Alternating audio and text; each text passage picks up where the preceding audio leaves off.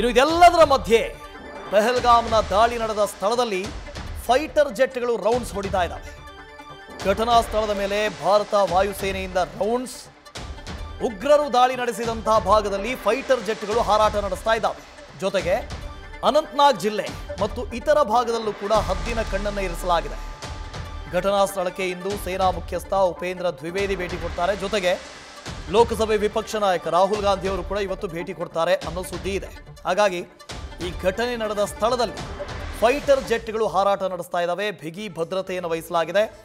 ಹೇಳಿದ ರೀತಿಯಲ್ಲೇ ಇದು ಈ ಪಹಲ್ಗಾಮ್ನ ಈ ಒಂದು ಭಾಗ ಇದೆಯಲ್ಲ, ಬೈಸರನ್ ಇದೆಯಲ್ಲ, ಇದೊಂದು ಹುಲ್ಲುಗಾವಲು.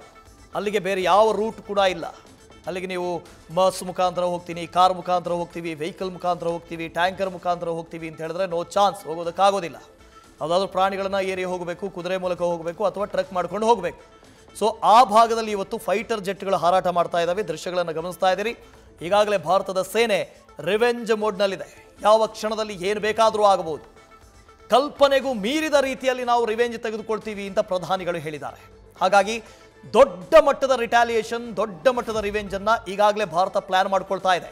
ಈ ಕ್ಷಣಕ್ಕೆ ಪ್ಲಾನ್ ಮಾಡೋದಕ್ಕೆ ಆಗದೇ ಇರಬಹುದು, ಇವತ್ತಿಗೆ ರಿಟಾಲಿಯೇಷನ್ ಆಗದೇ ಇರಬಹುದು, ಅಥವಾ ರಿವೆಂಜ್ ಆಗದೇ ಇರಬಹುದು, ಪ್ರತೀಕಾರ ಆಗದೇ ಇರಬಹುದು. ಆದರೆ ಮುಂಬರುವಂತಹ ದಿನಗಳಲ್ಲಿ ದೊಡ್ಡ ಮಟ್ಟಿಗೆ ಪ್ರತೀಕಾರವನ್ನು ಭಾರತ ಪ್ಲಾನ್ ಮಾಡ್ಕೊಳ್ತಾ ಇದೆ.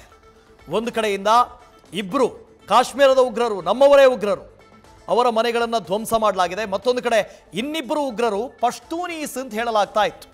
ಅವರ ಅಡಗು ತಾಣಗಳ ಬಗ್ಗೆಯೂ ಕೂಡ ಈಗಾಗಲೇ ಸರ್ಚಿಂಗ್ ನಡೀತಾ ಇದೆ.